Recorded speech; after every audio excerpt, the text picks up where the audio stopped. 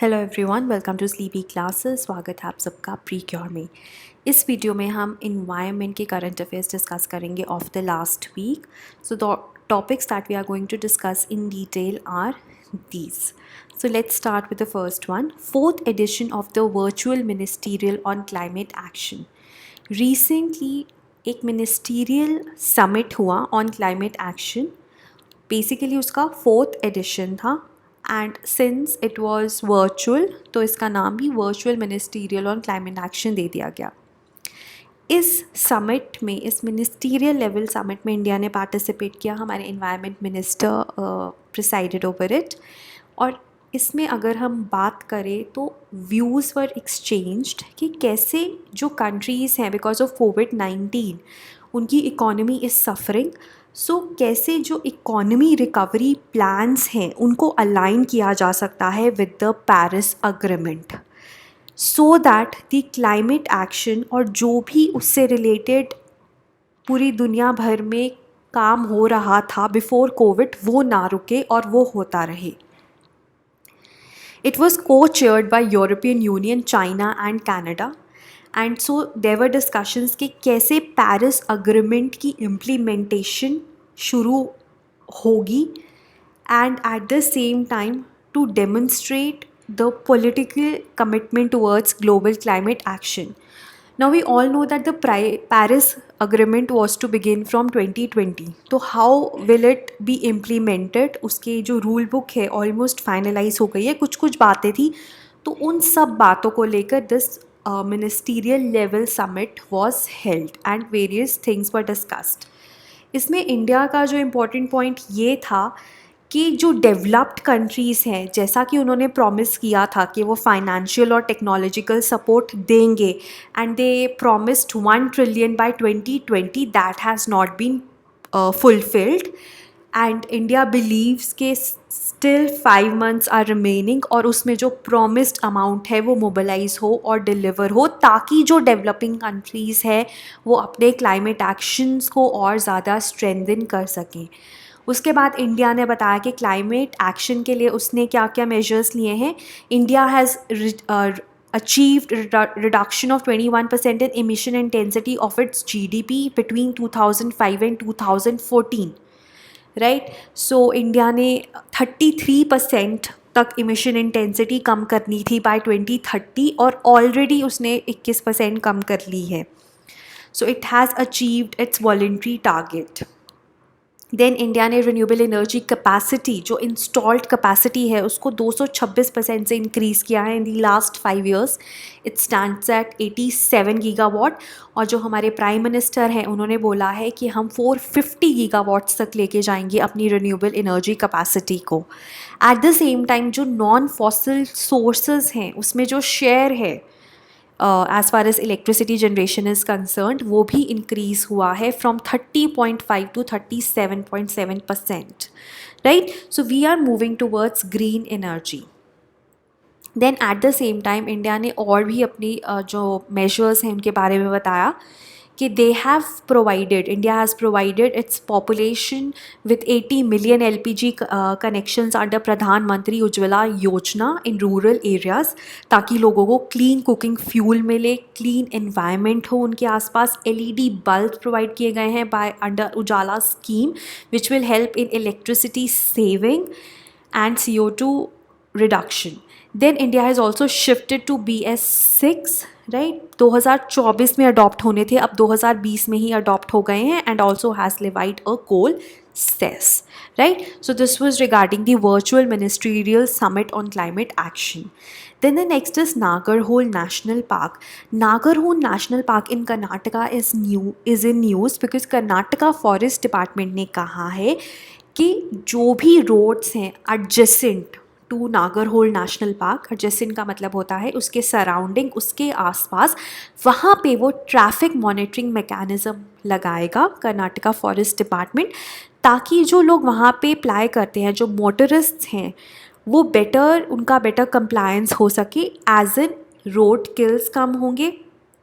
देखो जो लोग वहाँ से आसपास जाते हैं ना, they cause a lot of pollution there, ठीक है, प्लास्टिक दे थ्रो प्लास्टिक, उनकी वजह से फॉरेस्ट फायर्स होती हैं and because they are speeding they kill a lot of animals, if not kill them they injure a lot of animals. तो उस सब को कम करने के लिए Karnataka forest department has come up with this traffic monitoring mechanism. In fact जो road Nagarhole से पास करती है वहाँ पे ऑलरेडी ये मैकेनिज्म है, अब इस मैकेनिज्म को एडजेसेंट रोड्स में भी लगाए जाने की बात हो रही है। So there will be a time stamped card system for the vehicles so that the motorists they will not stop midway and litter the area or cause disturbance to the wildlife. So Nagarhole National Park की बात करें तो it is in Karnataka. अब देखो जो vehicles हैं they will be provided with a time stamped card complete with the details on speed limit which is to be maintained and exact time at the next check post. तो दूसरी check post पे उनका क्या time होना चाहिए वो time भी वहाँ पे लिख दिया जाएगा। So if you will maintain the set speed, है ना, आप जो स्पीड वहाँ पे लिखी हुई है उसको अगर आप मेंटेन करते हो तो you should exit at this time. So उस वजह से क्या होगा कि मोटरिस्ट ना तो ओवर स्पीड कर सकता है ना स्लो कर सकता है स्पीड, मतलब वहाँ पे रुक नहीं सकता। So because of that there are animal kills, forest fires, वो सब कुछ कम हो जाएगा। So this is the national parks and sanctuaries of Karnataka. So यहाँ पे कहीं पड़ता है नागरहोल, राइट, और उसके एग्जैक्टली नीचे we have Bandipur. So Nagarhole National Park is located in Kodagu and Mysore district in Karnataka and it is one of the India's tiger reserves along with Bandipur and Wayanad. Nagarhole river pass karta hai which joins the Kabini river. Kabini river forms the boundary between the Nagarhole and the Bandipur National Park, and in this Kabini recently Kabini area mein black panther was spotted jiski picture has gone viral. And this Nagarhole along with Bandipur, Wayanad and Mudumala is the part of Nilgiri Biosphere Reserve. Then next is Kaziranga National Park. Kaziranga National Park एक तो इसलिए news में है because of the flooding which happens every year during the monsoon season, और दूसरी चीज़ ये है because of the illegal construction at a major animal corridor along the Kaziranga national park. So अभी क्या है कि काजीरंगा नेशनल पार्क में हर साल फ्लडिंग होती है। सो animals they pass through a highway, ठीक है, यहाँ पे काजीरंगा नेशनल पार्क है, यहाँ पे हमारे पास कार्बी एंगलोंग हिल्स हैं, ठीक है। सो ये हिल्स है तो ये थोड़ी हाइट पे हैं, तो जब भी फ्लडिंग होती है काजीरंगा नेशनल पार्क की तो एनिमल्स इस हाईवे को क्रॉस करके कार्बी एंगलोंग हिल्स पे चले जाते हैं। और ये जो हाईवे है इसके आसपास प्राइवेट एरिया है, ठीक है, प्राइवेट लैंड है। अब सुप्रीम कोर्ट ने बोला है कि यहाँ पे कोई भी कंस्ट्रक्शन नहीं होनी चाहिए ताकि एनिमल्स को एक पैसेज मिले, है ना। अगर ये एरिया में कंस्ट्रक्शन हो जाएगी और ब्लॉक हो जाएगा ये, तो animals won't be able to go to the hills during the inundation by the floods. तो उसके लिए सुप्रीम कोर्ट ने बोला है। तो अभी क्या है, अभी एक इलीगल कंस्ट्रक्शन हो गई है at a major animal corridor, तो उस वजह से Central Impact Committee constituted by the Supreme Court has asked the Assam Chief Wildlife Warden to submit a report, ठीक है, कि why it was allowed. So that is why. अब जो CEC है उन्होंने बोला है कि न्यू कंस्ट्रक्शन नहीं होनी चाहिए on the private lands that form the part of the 9 identified animal corridors, right. So यहाँ पे हमारे पास काजीरंगा है। So Kanchanjuri is also among the corridors जहाँ पे ये कंस्ट्रक्शन हुई है। सो ये जो कॉरिडोर है ना, एनिमल्स यूज़ करते हैं ड्यूरिंग दी मॉनसून मंथ्स जब काजीरंगा की फ्लडिंग हो जाती है, ताकि वो कार्बी आंगलोंग हिल्स में चले जाएं and once the water subsides वो वापस आ जाते हैं। 80% ऑफ द एरिया इस बार has been inundated due to floods, this is due to the authorities. So animals fleeing the flooded Kaziranga have to cross a highway to reach the relative safety of the hills in Karbi Anglong district. So वहाँ पे क्या है, एक तो private construction is not allowed, उसके बाद park authorities ने बोला है कि वहाँ पे व्हीकल्स अगर पास कर भी रहे हैं so they have to maintain a speed of 40 kilometres per hour ताकि animals they don't get themselves killed. So this is the national highway, this is the Kaziranga National Park and this is Karbi Anglong Hills. तो यहाँ पे private land है, यहाँ पे construction is not allowed, और इस highway पे government ने बोला है कि speed limit should be 40 kilometres per our. So if this destruction of the animal corridors continues, then all the corridors will be destroyed and blocked. ठीक है, तो जो काजीरंगा की वाइल्ड लाइफ है that will be isolated from Karbi Anglong hills. तो annual floods के दौरान they will not be able to make it to the Karbi Anglong hills and they will also die. So this step is a very important कि in the conservation of the biodiversity of Kaziranga कि वहाँ पर कोई भी illegal construction ना हो और उन कॉरिडोर्स को मेंटेन किया जा सके. This is the Kaziranga national park, right. So ये सारे आसाम के wildlife sanctuaries and national park हैं and it is located on the bank of river Brahmaputra. And यहाँ पे ना आपको काफ़ी ज़्यादा बायोडाइवर्सिटी मिलती है in terms of plants and animals both. उसके अलावा it is crisscrossed by 4 major rivers like Brahmaputra, Deeflu, Mora Deeflu and Mora Dhansiri, and it also includes numerous small rivulets जो कार्बी एंगलोंग से ही स्टार्ट होते हैं. It is also home to Big Five. Big Five में one horn rhinoceros, tigers, Asiatic wild buffaloes, swamp deer and elephant आते हैं. In fact one horn rhinoceros हैं दुनिया में जितने भी मिलते हैं उसके 2/3 आपको काजीरंगा में मिलते हैं. And it also has one of the highest densities of tigers in the world and entire population of swamp deer. सो इस स्लाइड से आपको ये पता चलता है कि कितनी ज़्यादा इम्पॉर्टेंट है इस चीज़ को मेंटेन करना, एनिमल कॉरिडोर्स को मेंटेन करना for the biodiversity, because these all of them might get killed during the floods. The next is Himalayan butterfly is India's largest. So this is the butterfly that has now emerged to be the largest butterfly in this country. इसका नाम है golden birdwing, right? Initially 88 years तक this record of largest butterfly was held by an unknown specimen. Right. British army officer ने 1932 में इस specimen को बोला था कि लार्जेस्ट बटरफ्लाई है. अब इस गोल्डन बर्डविंग ने उसको डीथ्रोन कर दिया है.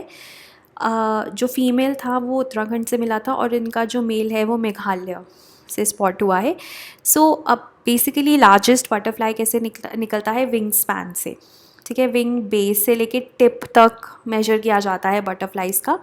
तो ये जो गोल्डन बर्डविंग है इसकी हम बात करें तो जो हमारी अभी बनी है गोल्डन बर्डविंग उसकी जो है फीमेल उसका विंग स्पैन स्लाइटली ज़्यादा है of the southern birdwing which was the largest beforehand. इसका 194 है, उसका 190 था. Just to give you an idea, वैसे इतना इंपॉर्टेंट नहीं है.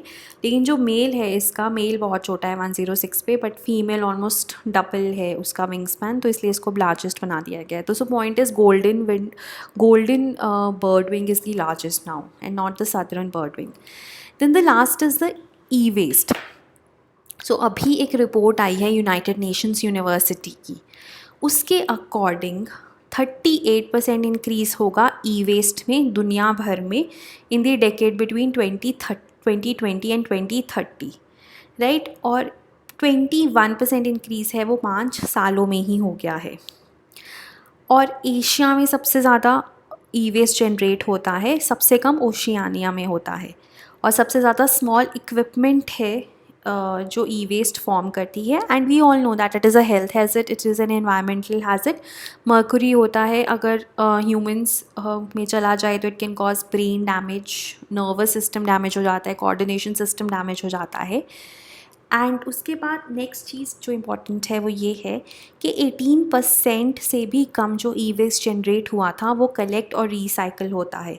सो मोस्टली जो भी ई वेस्ट है that is dumped and burned. Even उसके अंदर जो important gold, silver, copper, platinum जिसको कलेक्ट किया जा सकता था, रिकवर किया जा सकता था, रिसाइकिल किया जा सकता, वो भी नहीं किया जाता. It is mostly dumped and burned. So दूसरी इम्पॉर्टेंट चीज़ ये है कि देश जिनों में एक ई वेस्ट पॉलिसी है, लेजिस्लेशन है या रेगुलेशन है, दैट हैज़ इंक्रीज टू 78. लेकिन इंटरनेशनल कम्युनिकेशन यूनियन ने कहा था कि 50% देशों में ये होना चाहिए, लेकिन अभी वैसा नहीं है. It is definitely less than 50%. Then if we talk about India में वी हैव 312 ऑथराइज्ड रिसाइकलर्स. ठीक है, so that is very less. Another important thing is formal recycling capacity कम है. 90% जो हमारे में रिसाइकलिंग होती है वो इनफॉर्मल सेक्टर में ही होती है. सो we know that e-waste is going to increase, and 38% is like almost half. So we need to have a legislation, and then the implementation is very important, because India may we have e-waste management rules, but then it is not being implemented, right? So legislation होना और उसकी implementation दोनों ही बहुत ज़रूरी है as far as e-waste is concerned. So this was regarding the current affairs.